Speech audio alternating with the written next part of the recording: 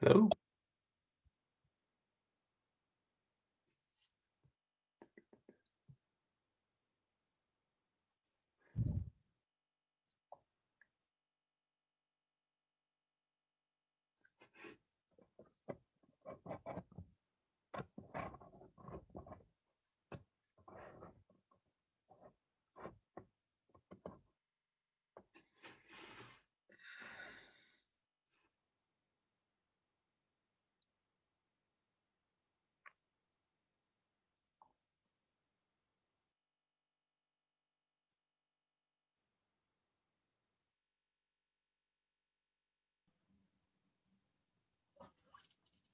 Hello there. Hi.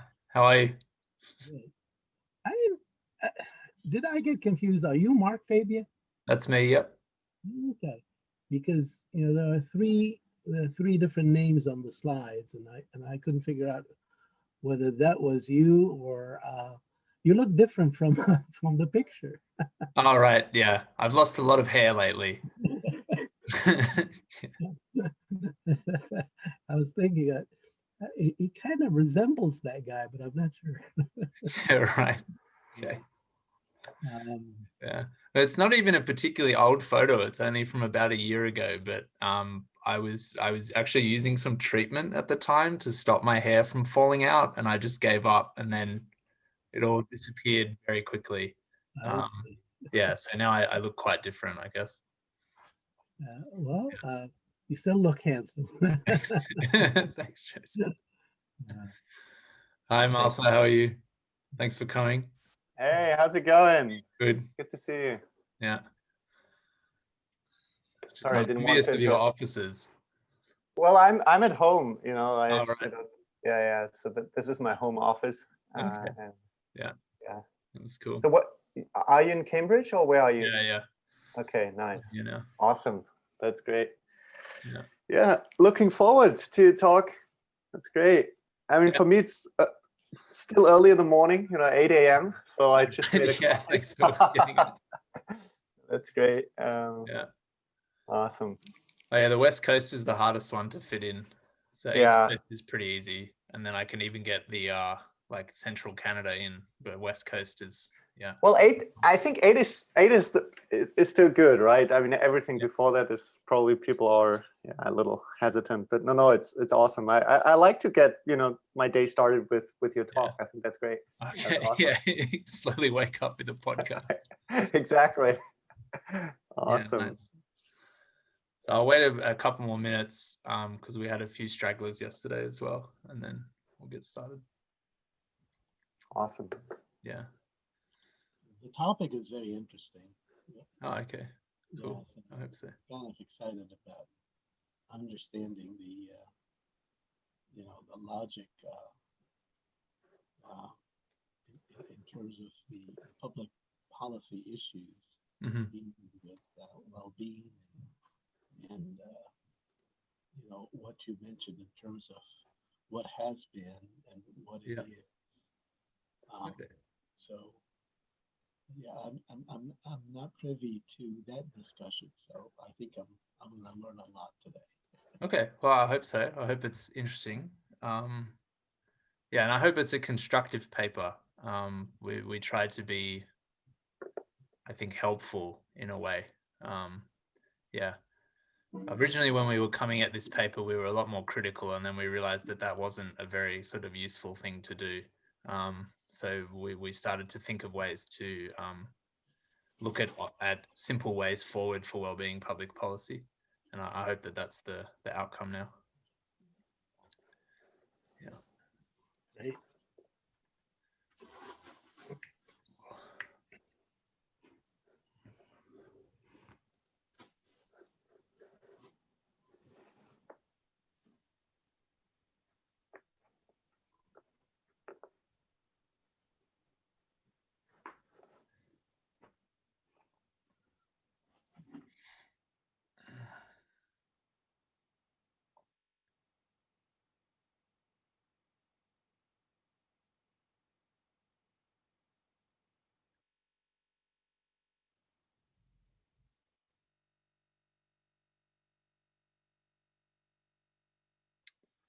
Okay, well, it's 3 minutes past, so I might get started. So let me just share my screen and we'll go from there. If anyone has clarifying comments that they want to make throughout the presentation, feel free to just unmute yourself and jump in. I'm used to the very combative economic style, so I have no trouble with that sort of thing. But then I also try to have a fairly long Q&A at the end for any questions that people might have. I'm happy to stay around for as long as people want to chat. All right. Okay.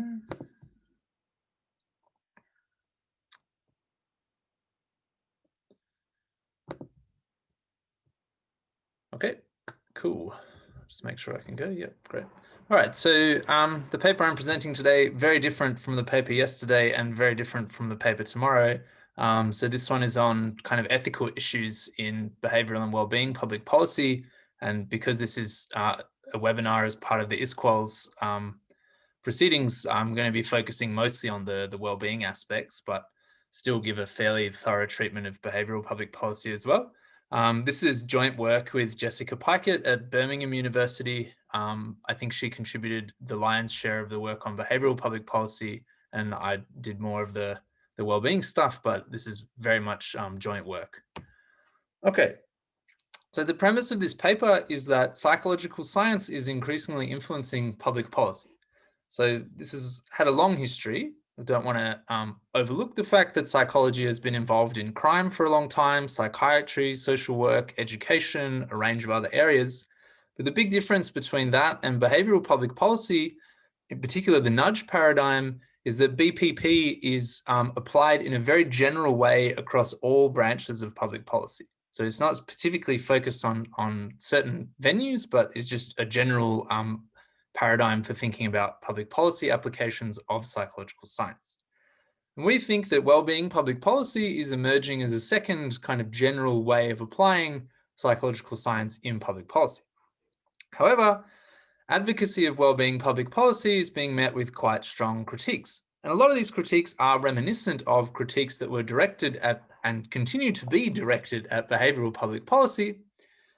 And so we feel that this kind of sense of déjà vu suggests that we need some interdisciplinary work done that establishes normative principles for applying psychological science in public policy. So we're here to help with that. So we try to distill principles for well-being public policy from the normative debates over behavioral public policy. One of the key kind of planks of our argument is that BPP was successful, and by successful what we mean is that it had a good uptake into policy in the sense that it was widely used, widely popular with policymakers, and it seems with the public. It's kind of endorsed by the World Bank, it's endorsed by the OECD and other kind of major international policy organizations. And it's generally been, it's permeating public policy more broadly. So we don't mean success in terms of being morally good. We try to stay kind of neutral on these kind of questions. We more mean that it's been translated into public policy.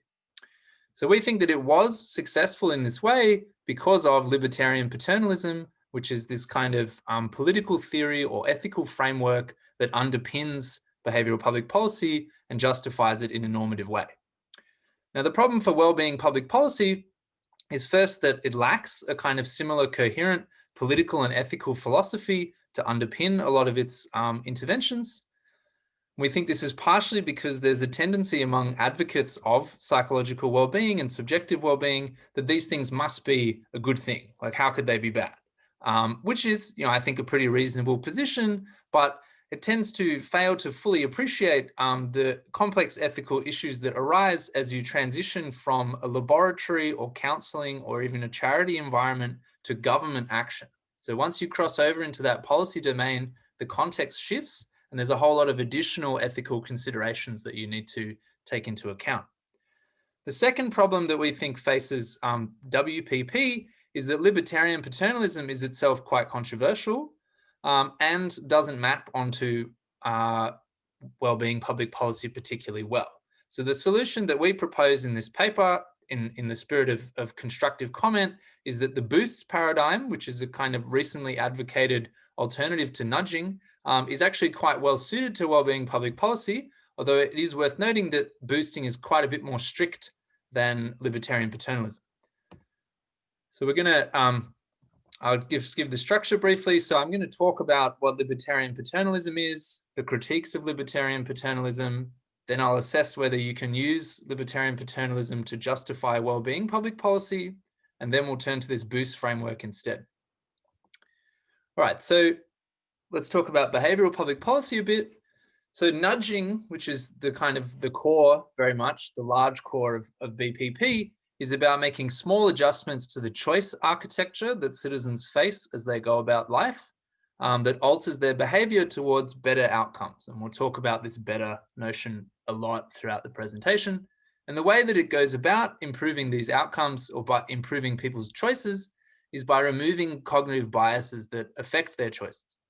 So an example of this is default bias. We tend to not change things that we've been defaulted into, even when if we were just presented the two options and not defaulted into either of them, then we might select the thing that is not the default. So another famous and really straightforward example of a nudge is this fly in the urinal. So we've discovered that if you put a little fly sticker on the urinal, then men tend to aim at that fly and then there's less splash, right? So we get a better outcome and it's just a small tweak to people's environments. Mark, can I ask you a question here?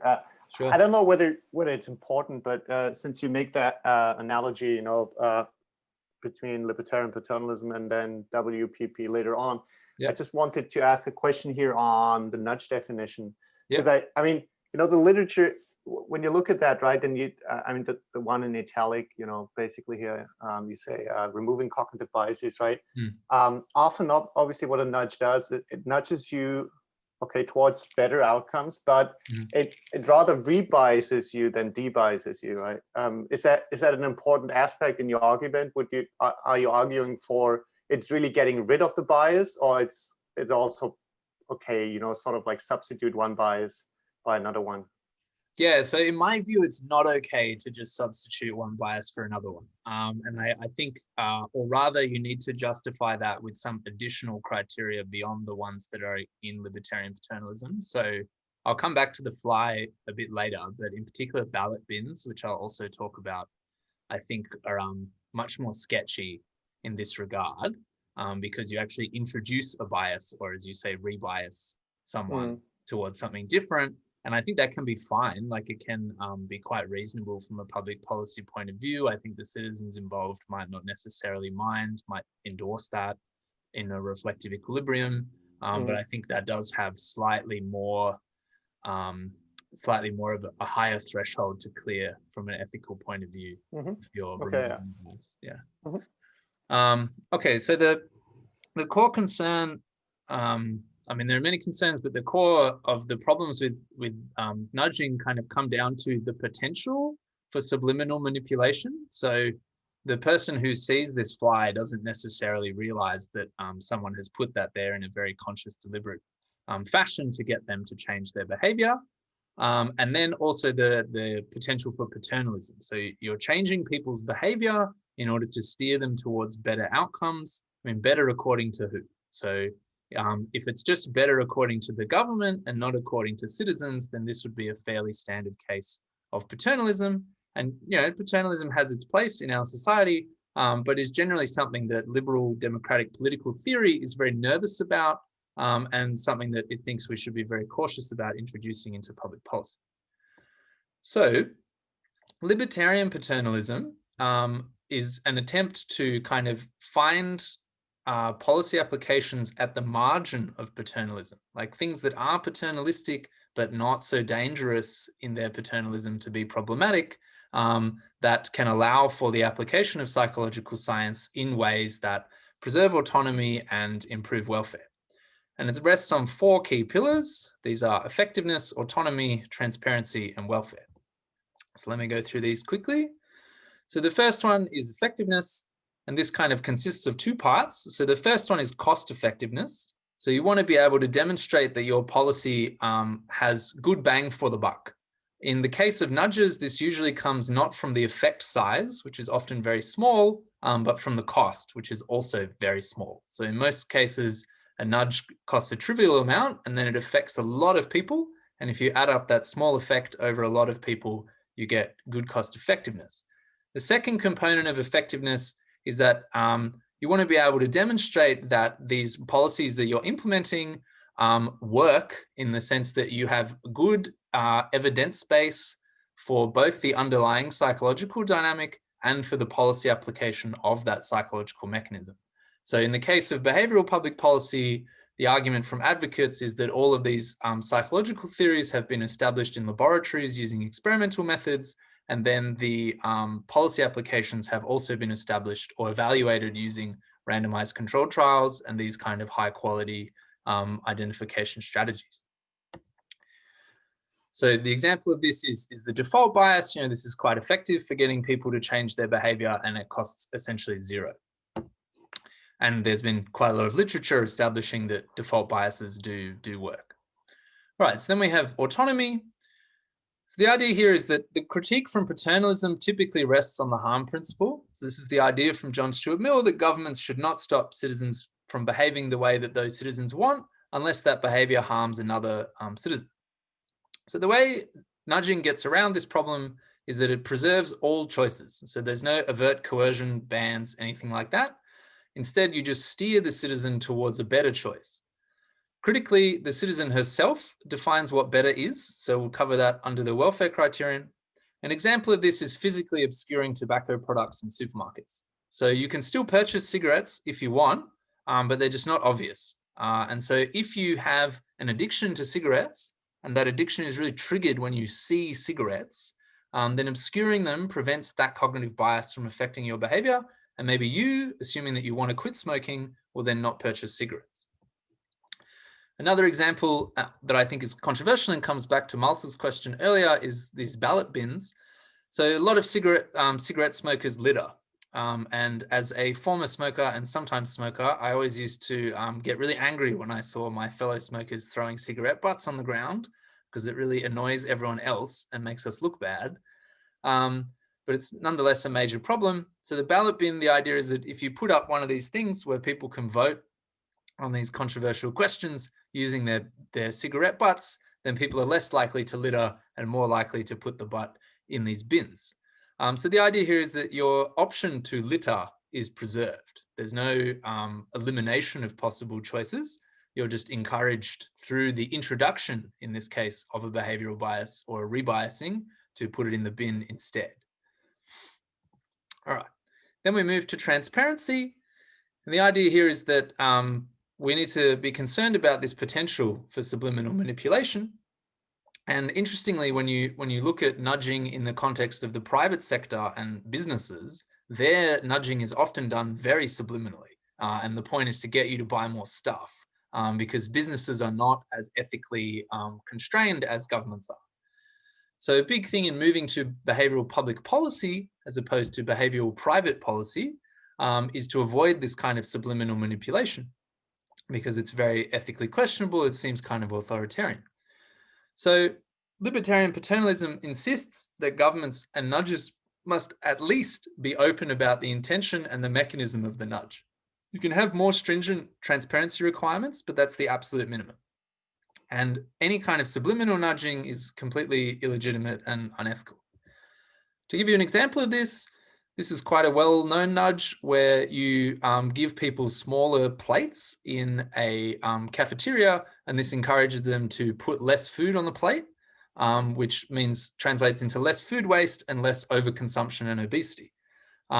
If you want to eat more, you can just go back for seconds. So the choice architecture preserves all your options. The transparency aspect here is that when this was introduced for the first time, there was a huge banner in the cafe that said, "We're trialing smaller plates to see if it reduces food waste. Feel free to get seconds." So the key thing there is that you are making sure that people are aware of what's going on. You're not just changing the plates and not telling them. All right. Welfare is the big one, I think, for us in talking about well-being public policy. So I'll dwell on this for a little bit longer. So as I've said a few times now, nudges try to make someone behave better or to make good choices. So it's quite open for abuse if policymakers substitute their preferences and their view of what is good into citizens' views. So it's ultimately what the policymaker cares about, what the person in power cares about, rather than the citizen. So libertarian paternalism insists that the good, or the definition of the good, must be left up to the citizen. So it defines welfare or well-being as preference satisfaction. And this is a very long-running way of thinking about well-being, in particular in economics, but also in liberal political philosophy. So a nudge can only be justified if it helps the citizen realize their own preferences. And this kind of comes back to Maltz's comment earlier about whether you can rebias someone. Are you not then kind of changing their preference, but do they assent to it beforehand or after? And this is a very large issue in behavioral welfare economics, but we don't really need to get into it here.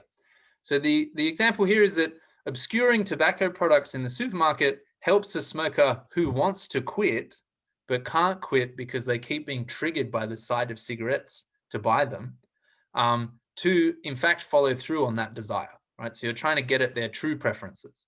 The key thing is that they define what well-being is, they define what's good for them.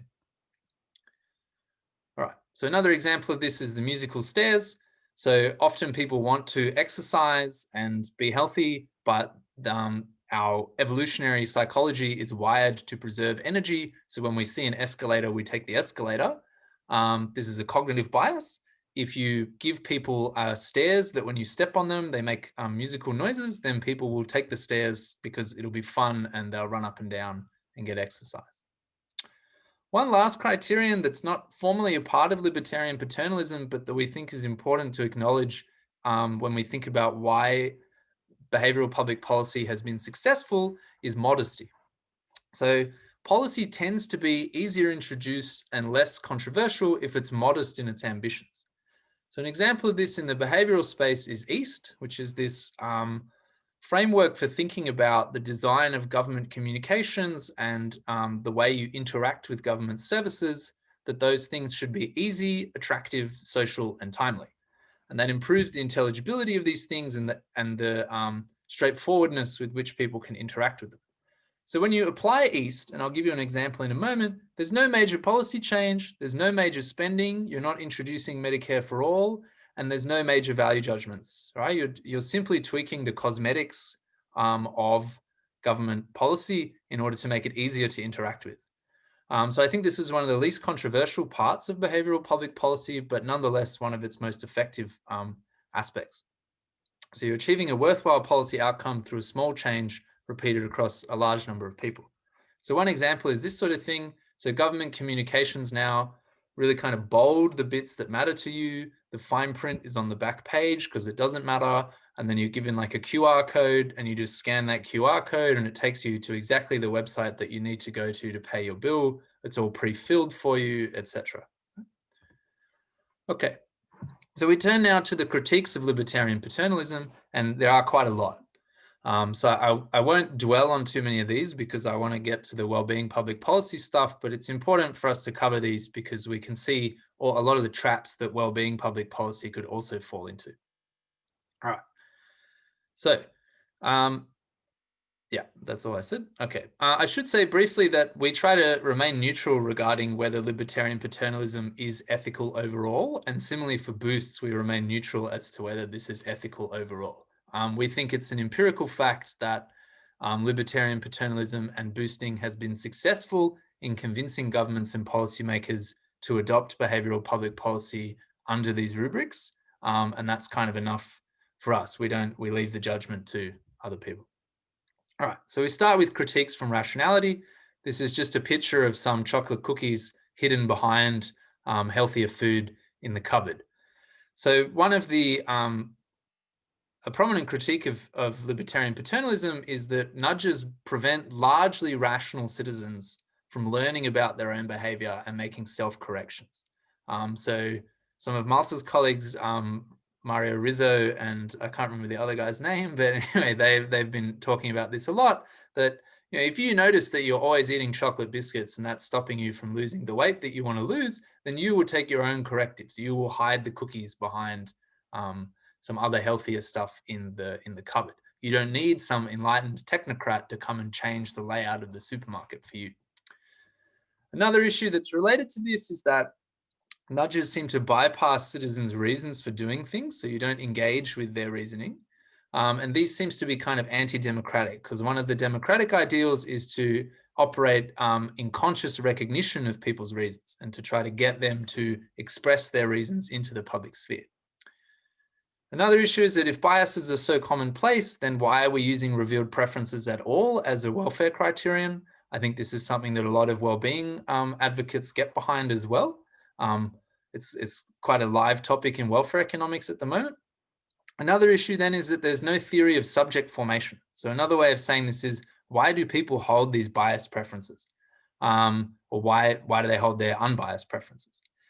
So one question here is, well, if preferences are formed under non-ideal circumstances, should we take them seriously?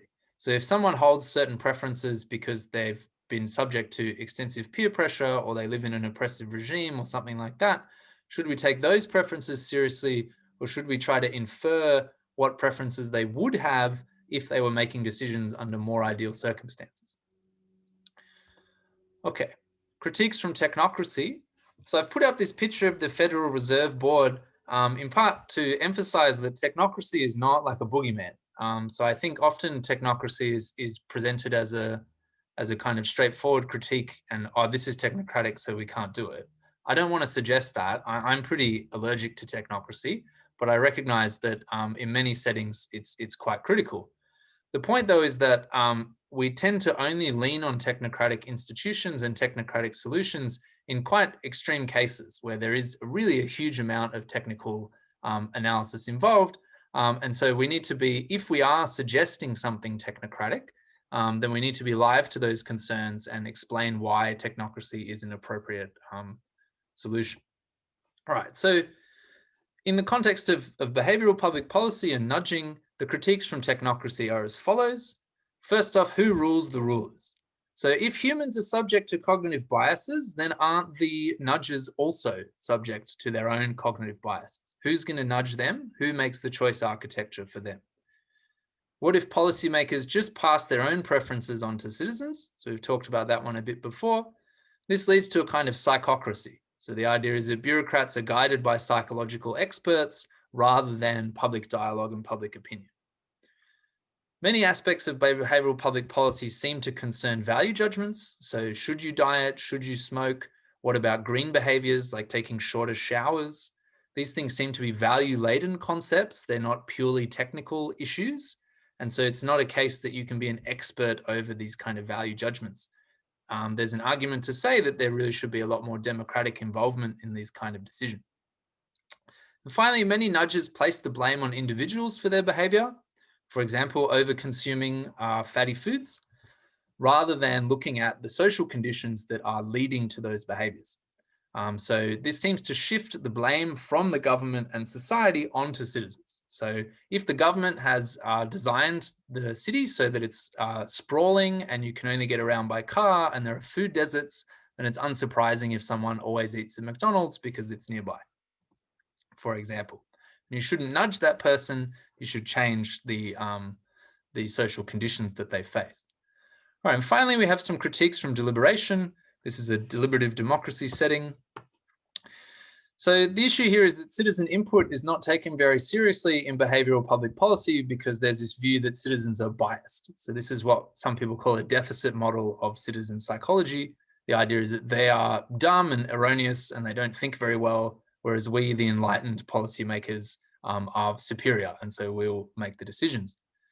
Nudges affect citizen psychology and choice in ways that don't engage the deliberative functions of those citizens. So you're not getting them to engage in debate. You're not getting them to think about policies that will affect them. You're just bypassing their judgments. And if you do this across many, many different domains, then it threatens to reduce the overall extent of democratic engagement of the policy with policy. Sorry, the polity with policy. And I think you see this sometimes in the well-being advocacy as well, that there's this assumption that as long as we still have democratic elections, there's no chance for technocracy. And that's not quite right. I mean, so if you're squeezing all the democracy into this once every 3-year event, then you're really narrowing the range of democracy and expanding the range of technocracy. So these are all forms of what are called epistemic injustice, which is things that kind of oppress someone in their capacity as a knower. All right, finally, critiques from causal inference. I'll go through these quite quick. So behavioral public policy advocates reckon that they have a strong evidence base for what they do. Some people say that's not quite true. A lot of these interventions don't replicate very well. The underlying psychological science is also contested, and the fact that it's contested suggests that it's not settled, and so the evidence base is not as strong as some of the advocates might like to say.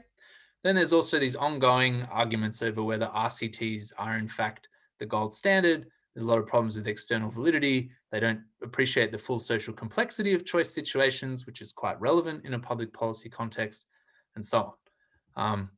I don't want to say too much about that. So now we turn to, I think, the kind of meatier parts of the paper where we're looking at well-being public policy, or not meatier for everyone, but meatier for this audience, I think. So can you apply libertarian paternalism to justify a well-being public policy? And this picture is some people trying to fit a square peg into a round hole, so you can guess that my view is negative. All right, so before I get to that, we should explain what we mean by well-being public policy. So I want to emphasize that we are talking about psychological well-being when we talk about WPP. So we mean by this happiness interventions, and this is any kind of policy that's designed to improve mental states. So the most obvious ones here are good moods and life satisfaction, but also more broadly, the kind of eudaimonic stuff, feelings of meaning, engagement, absence of depression, anxiety, and psychopathology. These are all mental states, right? And in the philosophical literature on well-being, mental state accounts are quite a long-standing perspective on well-being with a lot of advocates. We'd also list under well-being public policy, well-being budgeting. So this is determining policy priorities according to what improves life satisfaction the most cost effectively. We would exclude from well-being public policy what we call economies of well-being. So this is anything coming out of the capabilities framework, which informs, say, the Millennium Development Goals, a lot of the sustainability and fairness perspectives on well-being, and then, of course, the preference satisfaction account of welfare, which is the predominant way of thinking about it in economics. All right, so I'm just going to go through each of the pillars of libertarian paternalism and discuss whether this can map onto well-being public policy easily enough. So effectiveness. Remember that effectiveness has two components, the cost effectiveness aspect and the strength of the evidence base. So this is arguable, of course, but I would say that the bulk of well-being research has used descriptive rather than experimental methods. I think this is especially true at the level of the sociological scale research. So the stuff using the Gallup data, for example. And so the knowledge base is relatively weak compared to something like behavioral public policy. There's not as many laboratory studies. There's very, very few RCTs or similar comparable studies of policy applications of well-being science. And this is something that can easily be resolved over the next few decades. But at this time, it seems to me like the evidence base is quite weak, with some notable exceptions like the Healthy Minds curriculum, which I'll return to. I think using these kind of correlations to do well-being budgeting is very dicey. We have actually quite a poor understanding of these correlations, I think, given, in the origins of happiness, the primary regression has an R-squared of 0.14. This suggests to me that very large portions of the variation remain unexplained. And so we might have loads of omitted variables that are very relevant that we should take into greater consideration. And we just have this lack of knowledge at the moment. So doing cost-benefit analysis, which requires a lot of precision and which can have dramatic effects on policy, is a bit risky when you have this kind of knowledge base. It's also particularly important when you're thinking about policy change to have a good causal understanding and not just a correlation understanding. So for example, there was a paper recently by Oishi et al., an American psychologist, and similar arguments have been made by Robert Frank for quite some time now, that people tend to be happier under progressive tax regimes. Now that correlation is undeniably true, they established that well, but it's not clear that there is a causal relation between high tax and high happiness. In particular, these kind of regressions don't control for social security spending. There are a lot of other things that they don't control for, but this seems to me a really obvious one. because it might be the case that it's not so much the high taxation that's making people happy, but the high social spending that tends to accompany democratic governments that also have high taxation. So this is the kind of problem that economics has been banging its head against for decades now, and has gotten really obsessed with causal inference, almost going too far, I would say. But I think we need to do kind of more of this in the well-being space.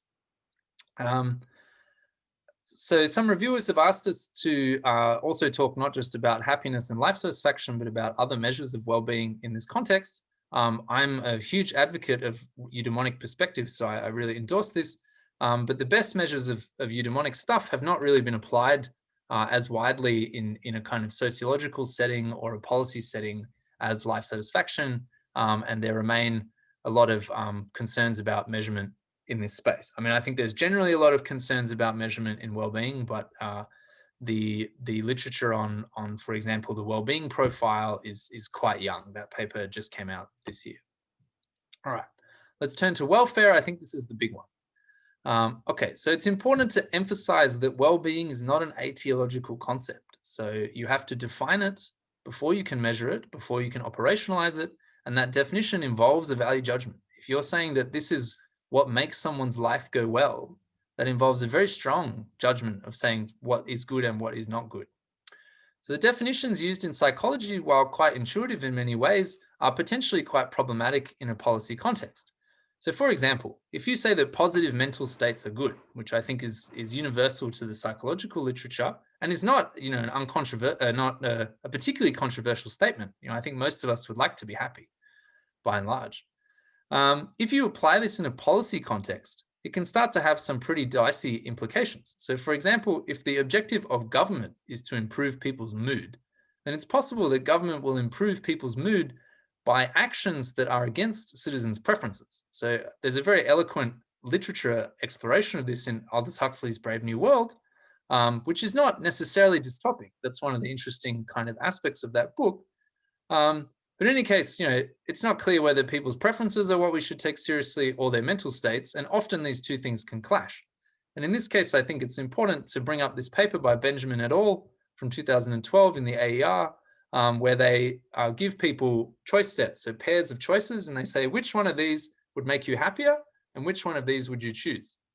And happiness is a very strong predictor of what people will choose. So there's coincidence in about 80% of cases. But there are also some where very few people chose the thing that they said would make them happier. So about 50% in some cases. So there's obviously a difference between what people prefer and what makes them happy. So if we think that only happiness is what's going to matter, then there are going to be cases where government is ignoring what people would prefer. Now, this might be fine. You might think, well, people have dumb preferences, and I'm sympathetic to that view. But when you start to say that people have dumb preferences, you are really straying into technocracy and the kind of authoritarian space. And so you need to be quite cautious there. Right? We shouldn't be cavalier about that. This is certainly okay in a therapeutic context, right? Your psychologist should tell you that you have dumb preferences. But this is quite illiberal in a government context. And we need to be sensitive to how the ethical requirements shift as we move across contexts. I should note that these mental state accounts of well-being, while very popular in psychology, have not been popular in philosophy for a very long time. And I think it's worth starting to engage with that philosophical literature more. And I think the Journal of Positive Psychology has done a really admirable job of getting papers from psychologists into their journal. Okay. This might raise the question of, well, why wouldn't happiness be a good thing? So often when I talk to my colleagues in this space and I say, this is kind of ethically fraught, they say, well, how can it be ethically problematic to promote people's happiness? Right, well, I'll just go through some of the kind of headline arguments. So perhaps the most famous one is Amartya Sen's argument about adaptive preferences. So we know from the literature on adaptation that people can get used to really quite bad circumstances. And we have this phenomenon of happy peasants and miserable millionaires. So if you're thinking that the objective of public policy is to promote happiness, then this would seem to have some quite perverse distributive consequences. So here with the happy peasant and the miserable millionaire, if my objective is to maximize happiness, then I should direct policy resources towards the miserable millionaire. And this seems to be distributively perverse. This person is much better, much more well off objectively than the peasant. Then adaptation kind of leads to a few other complications. So it's often cheaper to promote adaptation than to fix the underlying issue. And this kind of seems to let government off the hook from its obligations. So for example, it might be cheaper for government to help people manage their anxiety than to ensure that they have access to affordable housing. And you can think of similar things with climate change. It might be cheaper to deal with adaptation to climate change than to actually address climate change. Related to this is that attacking or helping people adapt to bad moods, for example, might anesthetize important political sentiment. So bad moods and dissatisfaction are important catalysts for activism. You might think, well, these homeless people, they're very depressed, they have a lot of anxiety, mental health issues, and that's true. And so benevolently, you might want to help them. But one issue there is that if you just focus on the moods and not the underlying social injustice, then you might actually reduce the sense of despair and the sense of injustice that those people feel that would otherwise lead them to campaign for a more substantial policy change. And I think this gets really perverse when you start looking at applications of well-being public policy that result in victim blaming. So I think a really illustrative case of this is welfare conditionality around attending public positive psychology training. So in the UK and in Australia, if you are getting unemployment insurance, then you must attend positive psychology training. And, there's good reasons for that. Maybe you do have learned helplessness and these kind of issues. At the same time, what you're doing here is shifting responsibility for that person's unemployment to that person and away from the government, which has a really large role to play in the macroeconomy. So in the UK, for example, austerity policies undeniably reduce the amount of job creation that's going on in an economy. So arguably, it's the government's fault that that person can't find employment. And in this case, you're saying, no, it's their fault. And what we need to do is give them some well-being training, right?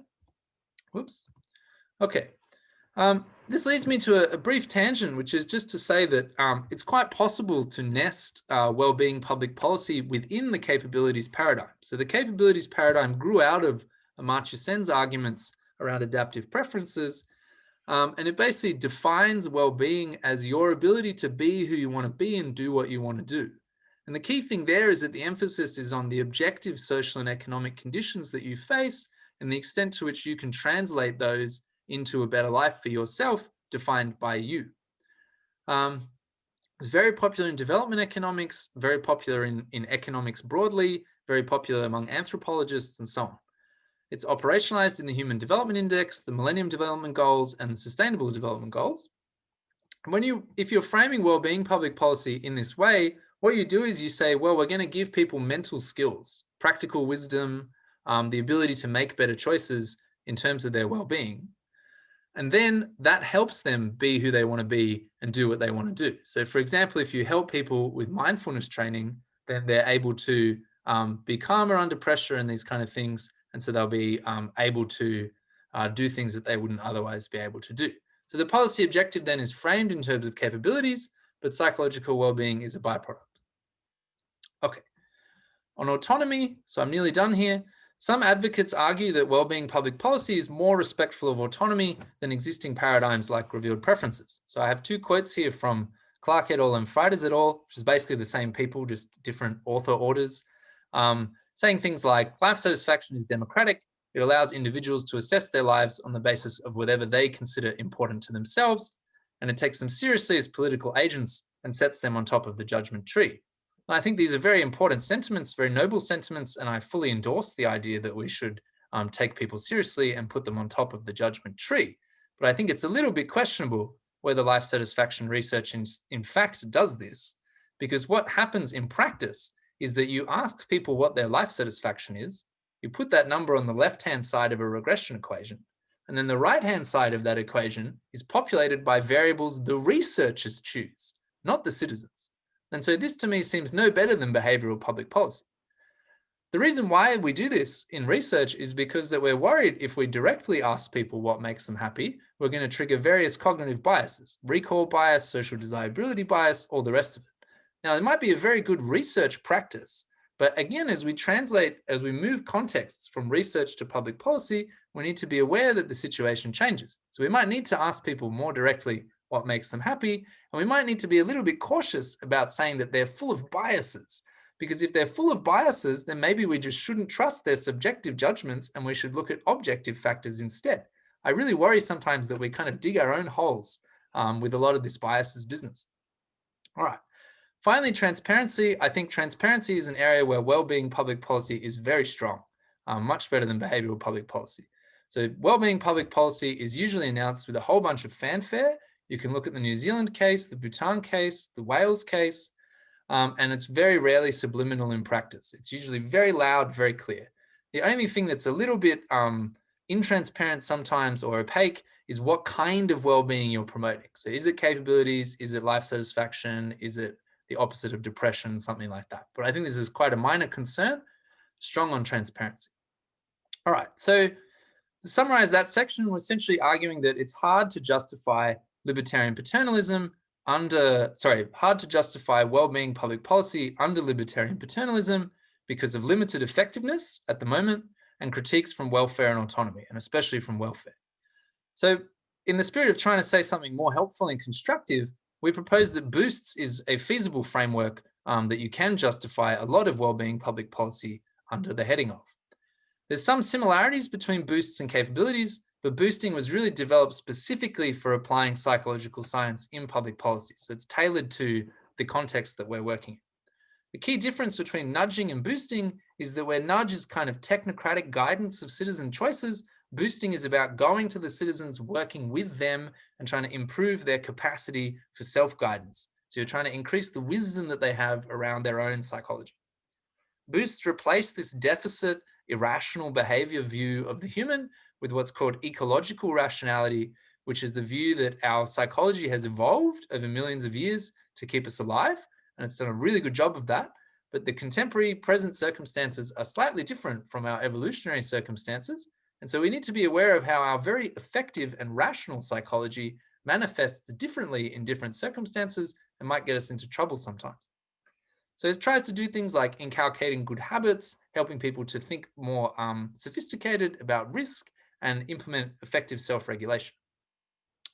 We've tried to distill down 3 key principles of boosting that you can then check whether any proposed well-being public policy meets these 3 criteria.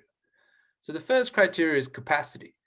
If for something to be a boost, it's got to be educative and it's got to be sustainable over the long term. So if you're doing an intervention and it's only going to last 5 seconds, it's not going to be a boost.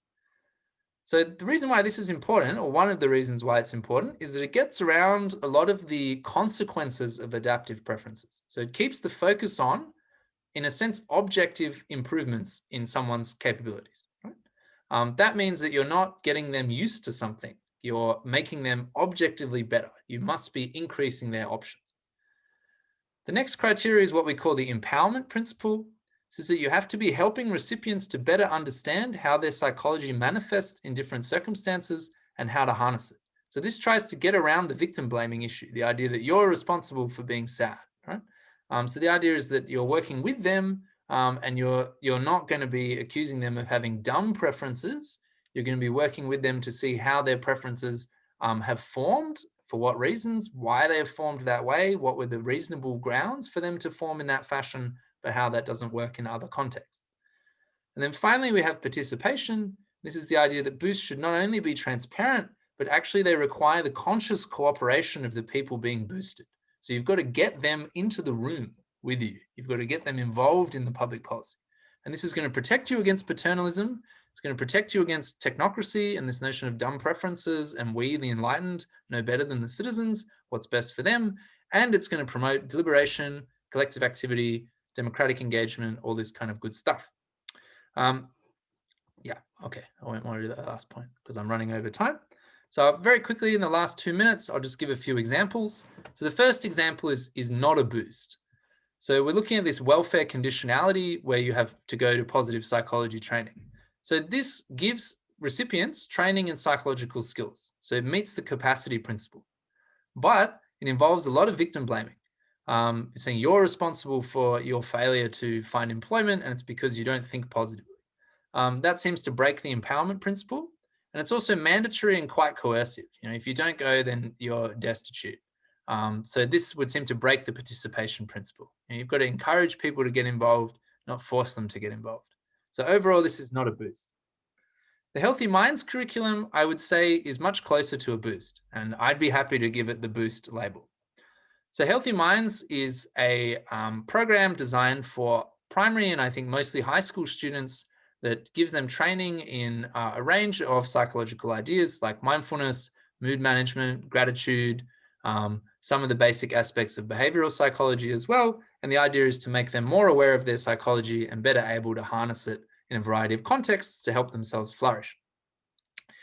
So I think it's a capacity thing for sure. You're giving people durable psychological skills that function across multiple contexts. It's empowering. You're helping them to understand their psychology better and how to respond appropriately. So you've got examples of how to recognize good stress before exams, which is helping you stay motivated, and bad stress, which is like anxiety, chronic anxiety, rumination, this kind of stuff.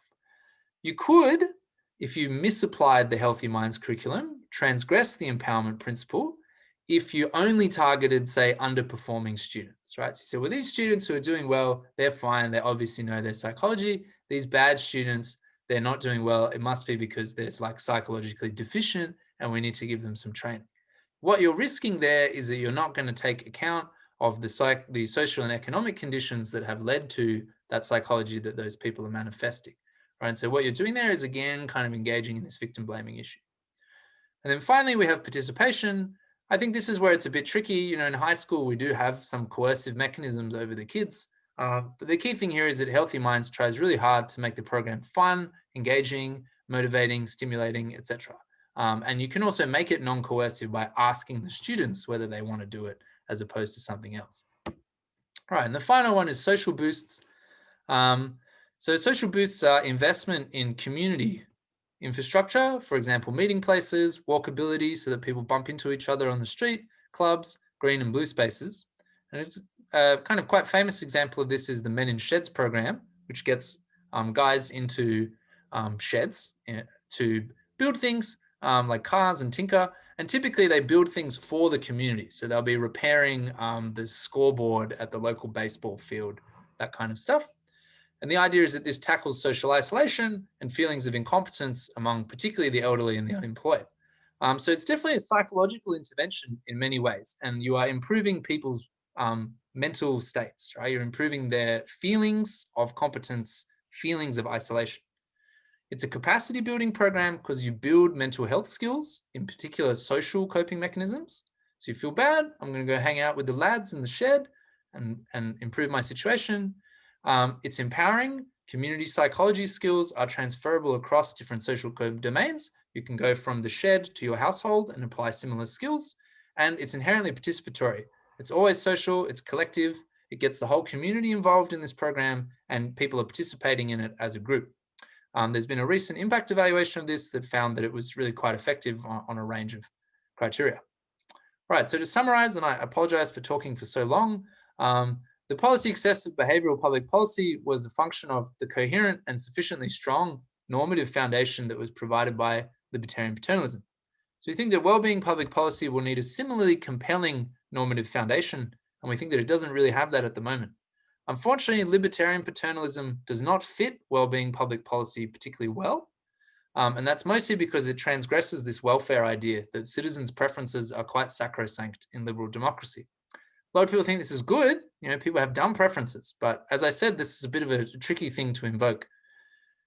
It's also weak on effectiveness for now, but I think most of the advocates of well-being public policy are aggressively pursuing higher quality evidence, and it's just as bad as behavioral public policy on autonomy, I think. Boosts provide a viable, but it has to be said, stricter framework for well-being public policy. And I think that strictness is not necessarily a problem. You know, as we embark on early cases of well-being public policy, we should look for things that are relatively uncontroversial, welcome, and kind of ethically bulletproof, because that's more likely to be successful and that'll spur further investment and further interest. The key principles of boosting are capacity, empowerment, and participation. And I'd also say that they tend to be quite modest. All right, thanks very much. Yeah, long talk from me. I'm happy to take questions from anybody. Joseph? Yeah. Yes, excellent. I learned a lot, especially about libertarian paternalism, and you're absolutely right. There are definitely ethical flaws in relation to the application of libertarian paternalism in behavioral public policy. Thanks. And whether that would translate in terms of to well-being public policy is definitely a good point. Now, your remedy of all of this boils down to the boost principle that you're talking about in terms of capacity, empowerment, and participation. And you're talking about coming up with some sort of an ethics bulletproof type of an argument. Why do you believe that capacity, empowerment, and participation are essentially ethical? They're essentially bulletproof. What's the ethical reasoning behind these three principles? Right. So I definitely wouldn't say that they're bulletproof. I think you can critique boosts, and I think you can also justify well-being public policy that is not a boost. It's just that you'll be rubbing up against some ethical controversies, and it will be necessary to kind of justify what you're doing. So, for example, I think you can definitely justify well-being budgeting, but it is tricky. And I think a lot of the advocacy for well-being budgeting has not really engaged with a lot of the quite long-standing critiques.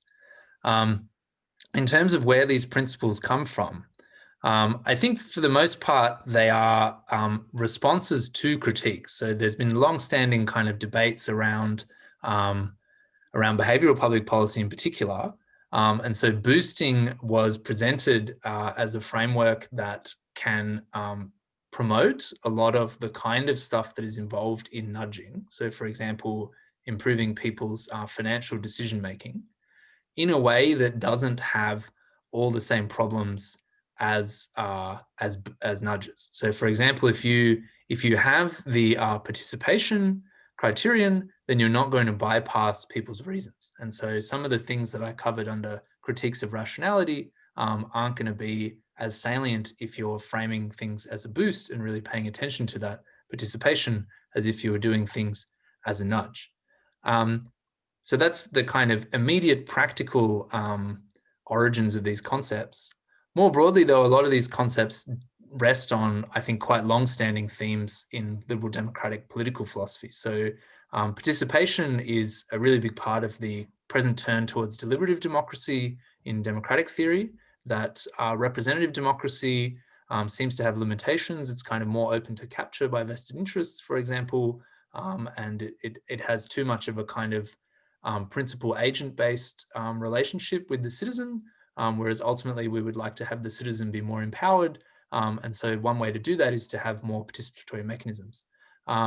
Similar kind of things with the capacity idea. Capacity is very similar, I think, to the capabilities framework, which has emerged out of this idea that one way that we can ensure that governments really continue to promote the objective circumstances of people is to think about how we can help them be who they want to be and do what they want to do. And the capacity principle here ensures that any well-being public policy that you introduce is going to foster people's capabilities. So I think there are both immediate practical experiences from behavioral public policy that we've derived some of these principles from, and then also kind of more long-standing ideas in political philosophy. But I would stress that they are still very much open to critique, and they're definitely not bulletproof. But I do think that it's quite a strict framework, and so I don't think that there'll be too many people that would be really incensed by a well-being intervention that was genuinely a boost. Yeah, no, I definitely like the capacity, empowerment, participation. But I think you can do a better job grounding these ethical principles on established ethical philosophies. Okay. I'm thinking in terms of things like human development theory. I'm thinking in terms of moral psychology, in terms of social contract theory, in terms of virtue ethics, in terms of teleological ethics, in terms of deontological ethics, duty ethics. There's so many good ethical theories that you'd be able to borrow from in order to further justify those three principles. And I like them, but you know, I think you can further establish a solid ethical foundations for those principles. So yeah, I urge you to do that. Yeah, no, I think that's a really good point. So it's already quite a long paper, but I'd certainly like to explore that in future works. And I think that's a really good point that you make, that we could really kind of develop this stuff much further and with much more of an engagement with the philosophy. I think so. Boosting is quite fresh. The kind of first paper on it, which was co-written by Ralph Hertwig, who's a philosopher, psychologist, and Tilbrunner Janov, who's a philosopher, was in 2015. And we had quite good comments from Ralph. This paper is forthcoming in Perspectives of Psychological Science, where he kind of said similar things that are going on within the boosting community, that they're trying to really kind of flesh out a lot of the philosophical principles. So that's good. And I think I'll pass on some of what you said, because I think they're probably not exploring some of these options. So that's really good. Thank you. Okay, great. Thanks, Joseph. Malta, do you have a question? Oh, Chris, you should be able to unmute yourself if you want. You shouldn't need permission. But anyway, Malta, go ahead. Yeah, I have a question. I mean, it's picking up, I think, on just some of the stuff that you just mentioned towards the end. You know, this whole debate between nudging and boosting obviously has deeper roots in, you know, you could say the fights between, you know, the heuristics and biases program on the one hand, Kahneman and Tversky, on the other hand, and Gigerentz's approach, etc. And I sometimes wonder whether the next generation of researchers, you know, tap into the same, like, you know, camp building stuff. And while I think it's good to have categories, right, and to at some point say, okay, there is a distinction, I wonder whether we do ourselves a favor when we characterize nudging in a very narrow sense and boosting then in this very wide sense. In the following way, and it's not, you know, a fundamental critique of your paper, it's more a meta remark, right? In the following way, I mean, you know, Sunstein went a long way and tried to introduce this idea of educative nudging and educative nudges, which are typically system 2 nudges, right? Yeah. That, you know, would try to build your capacity, that would try to empower you, right? Well, the participation is maybe still the weakest, but I still think also the boost paradigm is the weakest in terms of participation. You know, really this idea that I invite you as a subject to the table and we come to an agreement what is really heuristic that you yourself as the subject apply. I still think both have a lack in this, you know, participation, and it's ultimately either the psychologists get Gigerenzer coming to the table and say, how can we improve, you know, the decision situation, or it's the Kahneman type person who says, okay, ultimately, here we go, that's what research tells us. But I wonder, you know, just in terms of these educative nudges and boosting differences, whether you really see still this fundamental distinction and whether you really want to stress that, or whether we just should say, well, there is a huge overlap and actually a convergence on a critical point that is leading actually into the direction that you're pointing towards, right, in your paper. And namely, really this idea that, well, yes, it's true, we might be less effective if we have a higher capacity and empowerment orientation, both in the nudging and boosting stuff. But, you know, we live in a liberal society. So that's ultimately when we talk about policy making, just, you know, the path forward. What do you think about that? I mean, it's sort of like a mixed bag, my remark, but I'd be curious to hear. So I'm broadly in agreement. You know, I used to be very angry, and I think I was very, like, you know, a camp builder. But I've mellowed dramatically in the last 2 years, and so now I'm always kind of looking for ways for people to, like, get along and try to figure out their differences and what the Venn diagram is, where they overlap.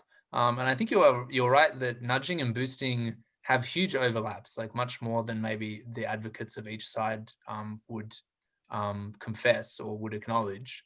And I think it's interesting to kind of place that in the context of these ethical frameworks as well, of like, what are the more controversial nudges from the boosters' point of view? What are the less controversial ones? I don't think that anyone in the boost camp would be really upset by the piano stairs, for example. But they might be more upset by some other boosts like the plates or something like that. Yeah, so it'd be interesting to kind of have them talk more about where they think boosting is really required, and then other areas where nudging is fine because it's just kind of very gentle and not really that much of a problem. I think there's a tendency among academics in particular to, I think, be quite absolutist about some principles. And, you know, I think I've been a little bit guilty of, or we've been a bit guilty of that in this paper, saying that certain things are just off limits. You can't go there. Actually, I think you can go there. And ultimately what matters is whether you get democratic assent. And then you can justify a lot of things on the basis of public opinion. But yeah, so I think broadly, I think I agree with your sentiment. And I got the sense from Ralph Hertwig in our conversations with him that that's the direction they're going anyway. Yeah, so we'll see. Ashley, did you have a question? Yes. So first of all, thanks very much for the paper. I really enjoyed it. The one small thing, I'm not a fan of libertarian paternalism, but the critique by Sen, as you know, he's essentially retracted it by now, because they began to recognize the paradox of the miserable millionaire and the happy peasant has been grossly inflated. When people have empirically tried to find it, there are examples, but they're not anywhere as pervasive as claimed. People do adjust to the misery. I won't dispute that part of it. But there is some evidence to indicate that Diener's done some work on that, in particular on that element. I like the boost model, but the Achilles heel is, I think, is the dependence on participation, because what ends up happening is you end up with a conflict with the democratic theorists in this regard. You end up with a group that's defined X. And then if it's in opposition for whatever reason to what elected people want, it's the elected people who essentially trump that. I hate to use that word these days, that verb these days, but and unless you manipulate the situation, a good example is in Ireland when they went through 2 referendums to change their abortion laws. And for example, they made sure in the participation that they had representation by elected officials at the table to make sure part of, and also, as my Irish friends will point out, incredible amount of lobbying in the back end by some of the groups to make sure that it occurred. So there is this dilemma about legitimacy. If you've got group X that expresses this as their preferences, how is, and they don't have power over the budget. They're not making the budget. They're not making the laws. They're dependent on this other group to do it. And they can choose to ignore it or modify it in such ways to deviate it. It seems to me we don't have a good way, we don't have a mechanism yet to reconcile those differences. I'm not saying either is right. I'm just saying no real mechanism. And the participation one is particularly vulnerable because invariably it's not everybody who participates. If we have a problem with elections, because other than in Australia where you have people who are sitting on the sidelines, that's particularly true in the participation environment, in the deliberative environment, where the self-selection factor is substantially more pervasive and on things. So yeah, it's a good point. And I think this is a very big part of the discussion around deliberative democracy, and I also want to confess that I'm like pretty skeptical of deliberative democracy and used to be a hardcore representative Democrat until quite recently. So I totally take your point that if you overemphasize participation, you end up with a tyranny of the minority kind of situation, which is not ideal. A couple of things that I'd say about that. So boosting is more a way boosting is something that we think applies in quite a narrow circumstance, right? And it's quite possible that a lot of well-being public policy doesn't fit into that circumstance, but it's still something that you want to get done. We present boosts mostly as a framework that you can use to make some progress on well-being public policy that is relatively ethically straightforward, right? So if you want to introduce a training program in your local government area to help people with social isolation, for example, then you can frame it as a boost. You can do men in sheds and you're off to the races. You don't really need to worry too much about whether this is a representative or participatory system, although I can totally see that that might be a factor.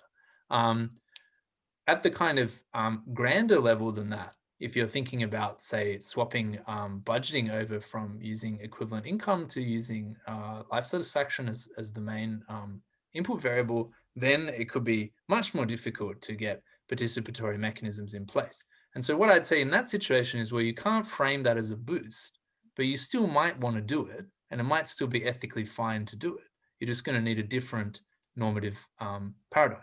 And the libertarian paternalism paradigm won't work, neither will boosts, but maybe you can use something different. I just think that the key message, or the fundamental message of this paper is that there are a lot of ethical issues involved in applying well-being science in public policy. And I think a lot of the advocacy so far has been mostly coming from a very technical point of view and not so much engaging with a lot of these ethical issues. The ethical issues are often kind of assumed. They're just like, oh, this must be a good thing. And I'm really not sure that that's the case. I think a little bit more lifting needs to be done on that front. So yeah, I think I take your point. I think this participatory stuff, I think, is often kind of impractical. And a lot of the advocates who promote it don't necessarily seem to appreciate how impractical it is and how unrepresentative it can be and all that kind of stuff. I think a lot of the applications of it, like mini publics and this kind of stuff, are still quite young, and there still remains a lot of problems to iron out on that front as well. So I'm certainly not suggesting that well-being public policy can only be justified as a boost. It's more saying that if you want to proceed with well-being public policy in a way that I think most people are going to welcome, then a good place to start would be to look for opportunities to boost. Is that, I hope that was a constructive comment. Yeah, no, I agree. I mean, I think always to the extent that you can show that whatever you're doing is consistent with outcomes that people want, and that's, I don't mean that in a libertarian, and B, is done with their concurrence, which is what you're implying with the participation, then the viability of that policy is much more likely to be sustained over time. So yeah, I mean, as I say, we're always seeking, I think, finding an ethical framework that encourages people to grow and develop, which essentially is what Boost is doing, or preventing them from being restrained in inappropriate ways, then I think it's great. But I think actually we could concretize these matters if we look at today's issue, at least in my country, more so in the States and in some other countries, is practices people are going to engage in terms of COVID. So whether or not wear masks, right? I mean, you've got groups that are, and I use the word advisedly, conspiring to make sure that people don't use protective measures. They're in a state of denial that there's a problem, right? Some way I tend to try to diminish it. I suspect having a participant, and I blow hot and cold on this. I think if you try to sit down with those individuals and try to work through what their fears and anxieties would be, I would like that in one level. I don't think I'd have the stomach to do it personally, but I'd like it. But I'm also not convinced that you would see much change in behavior. And yet that's the case where you're going back to your technocrats, where I think there's compelling evidence to indicate that technocrats, the scientific knowledge, may be more compelling than the democratic whims. Yeah, and you might be able to justify that through a utilitarian argument or something of that sort, or even a kind of majoritarian social contract argument, something like that. So I think, yeah, that's a good point, and I definitely don't want to suggest that this is the only way to justify well-being public policy. Yeah, I always think with the people on the anti-mask side, well, I always want to drive on the other side of the road. Yeah, sure. Okay. Malta, did you have a follow-up? I realized that I kind of cut you off a bit quickly there. I moved on too fast. No, it's fine. I mean, you know, we know each other, and I think we're largely in agreement here. And it's more about, and I like the paper, you know, because it has that constructive note. I think that's great towards the end. And I myself am just like, with this boosting, I think sometimes it's, how can I express that? You know, it's easy to trash then the nudging stuff on the one hand. You didn't do that. I mean, you try to present it in a very, like, you know, charitable way. I like that. Yeah, I know. No. But what I mean is, and the boosting, I think itself needs to have that thorough analysis that we often give to nudging. And to really see, hey, where's actually the common ground? You know, that's kind of like more my take on this question between boosting and nudging. And what I like is actually this, what you said towards the very end, that the common ground is, I think, really the level of intervention. It's a similar idea, you know, how you try to address the individual level and with all its problems, right? I mean, you still have, you know, the question of institutional reforms. You have the question of all the democratic participation and stuff. It's not really meant in that way, right? It has a similar level of targeting the audience. And then it's the idea really to carve out the differences. And I think you do a good job. So I'm really not pushing back against what you've done in the paper. I think it's great. And obviously I just, you know, I'm teaching behavioral economics, and in this class I really also try to say, you know, there's the Gerd Gigerenzer type ecological rationality, then you have you know, on the other hand, the heuristics and biases people. But what I feel it's intellectually not really satisfying for moving forward to think of these two camps. That's at least my take on it.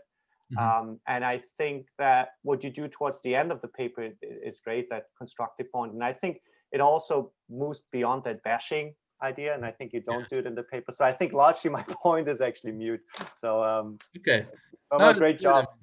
Yeah. No, I'm very glad to hear that we don't do the bashing, because that's something that I think I was much more prone to as a PhD student, and I'm kind of I'm impressed with myself at how fast I've stopped engaging in bashing, because it's not a particularly like constructive thing to do, although it gets you a lot of cites, but often for the bad reasons.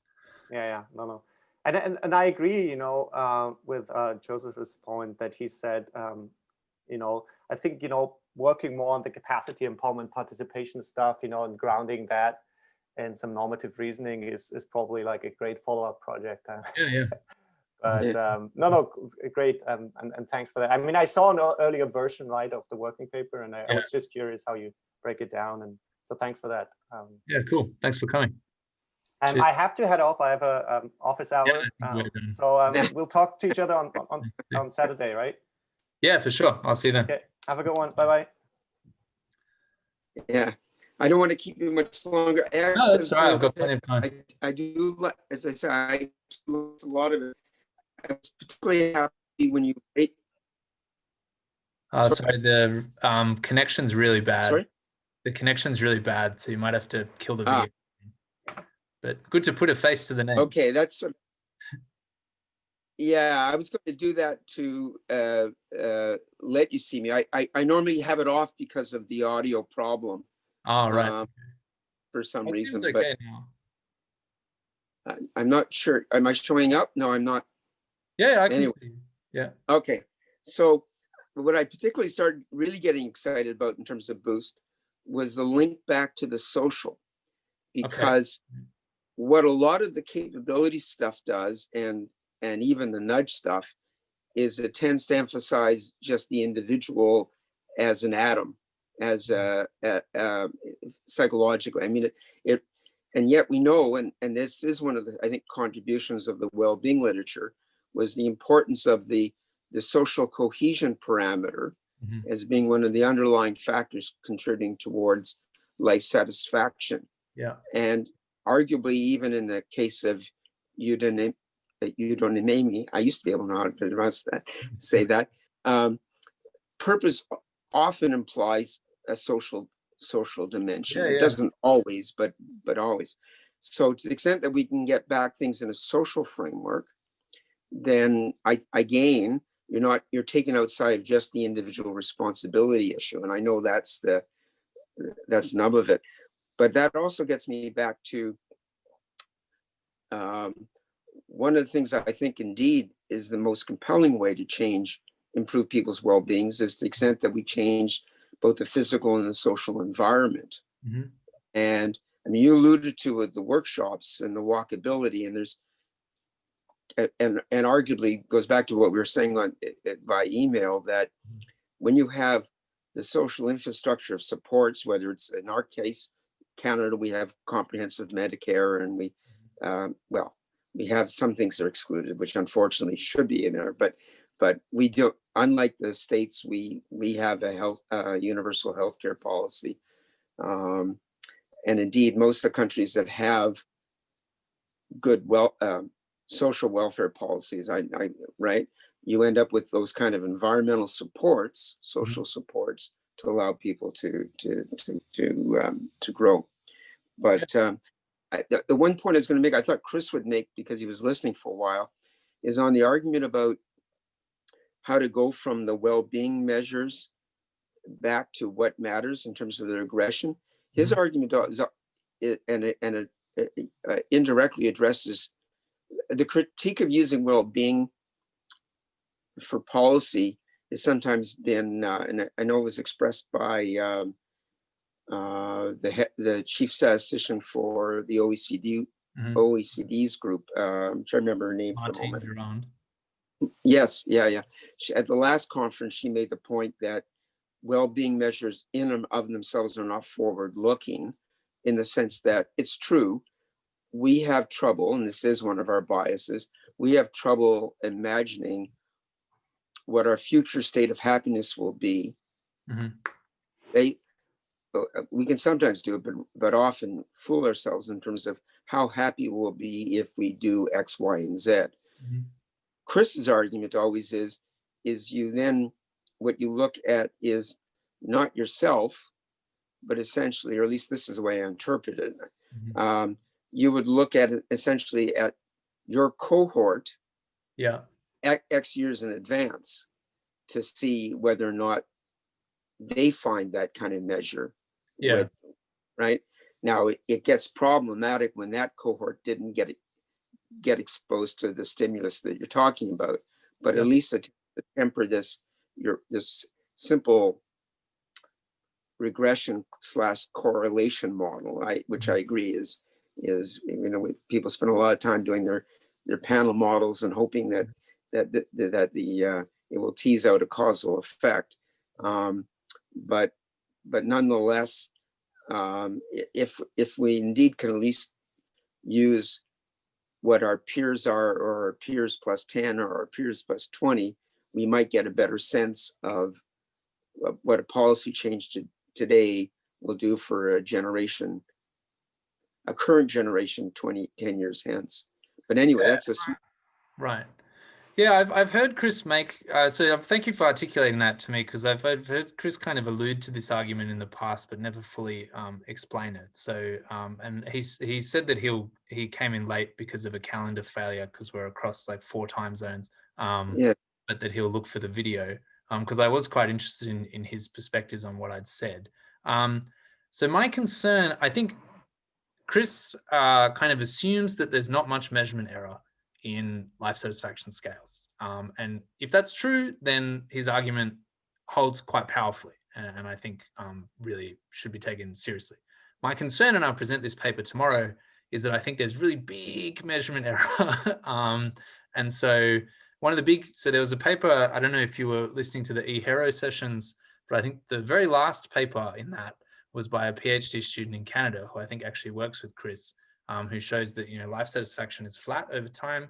People expect it to improve as when they're young, and then get worse when they're older, and it doesn't, it just stays flat. But they remember it improving when they're younger and getting worse as they're older. And so there's this argument, you can take the view that this is all recall bias and prospecting errors, or you can take the view that people are shifting their scales over time.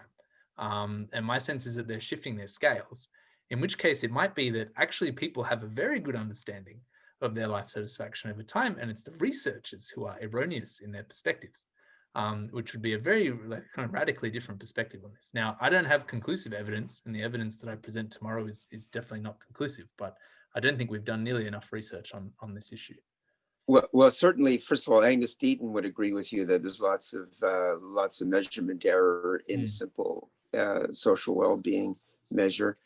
I remember looking at a German book a couple of years ago. I don't remember the authors, and they make the point. They were more in the traditional economic framework, but they were making the argument, of course, that social well-being is in the end, we think comparatively, not absolutely.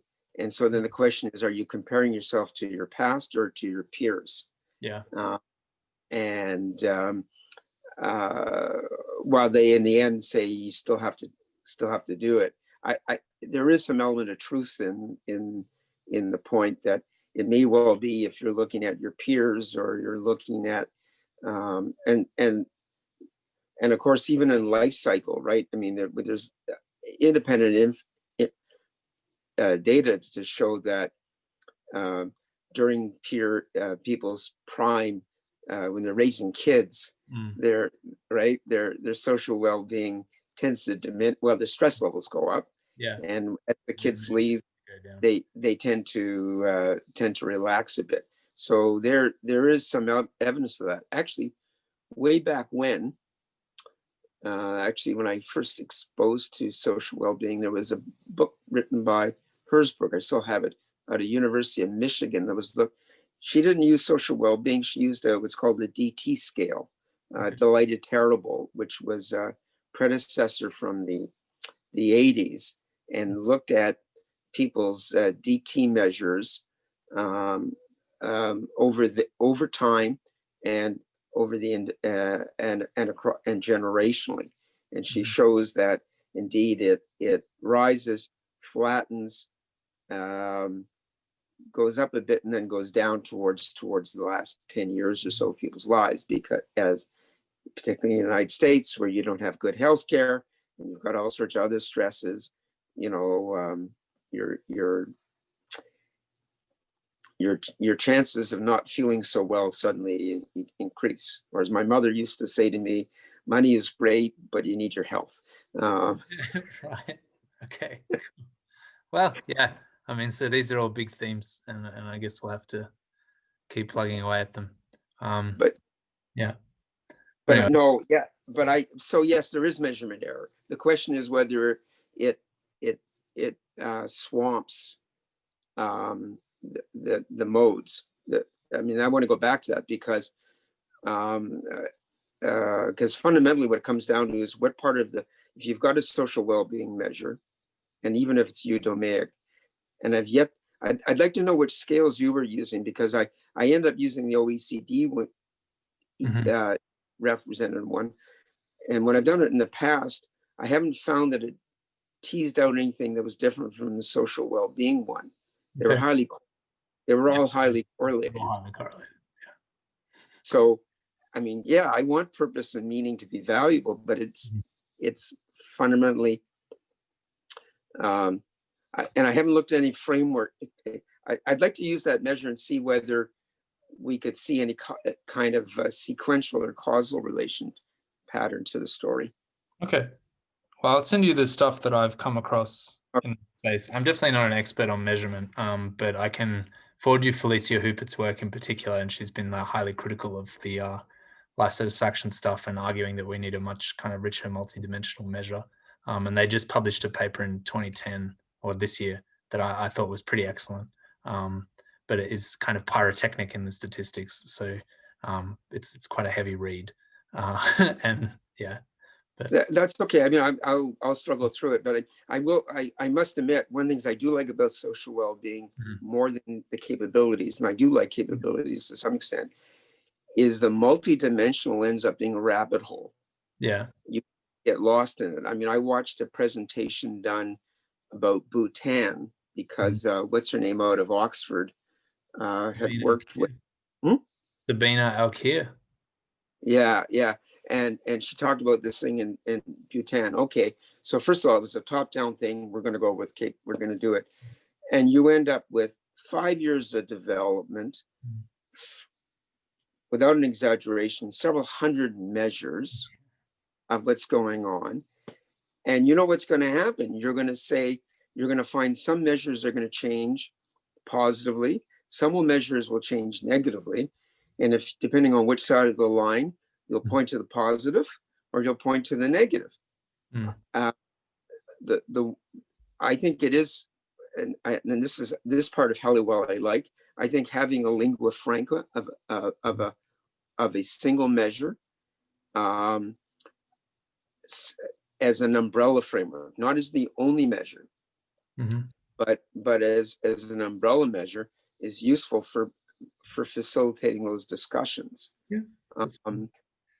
And so I look forward to more in terms of the measurement issues, because yeah, I mean, I remember using Dean. One little place I was working, we used Diener's measures first because that was the traditional one, and he had lots of scoring, and then we put it in the social well, the 10-point scale again, and again there were. Yeah, if you want to tease out a small segment that are at variance, yeah, but it's a small segment of. So, but anyway, that's it. I look forward to reading the paper because, but I as I said, the wrestling with I went through a deliberate democracy jag this last, well, for about 9 months or so, but I got my head snapped in one sense when I started looking at, I watched a good discussion from a political scientist about, okay, what is this? You know, now he's a more traditional political scientist, but he had a fair point. Yeah, no, I think there's a lot of fair points to be made. Yeah. But I agree. I mean, finding and conversely, why I like Boost and what you're trying to do is as much as we talk about well-being, it isn't being incorporated fast enough or well enough, if I can put it that way, in lots of places. It hasn't quite captured people's imagination, and I think it's because it might be something's missing there. So anyway, enough of my parameter. I should let you do some work. Thank you very, very much. Look forward to more. Thanks for your comments. See you later. See you later. Okay, ciao.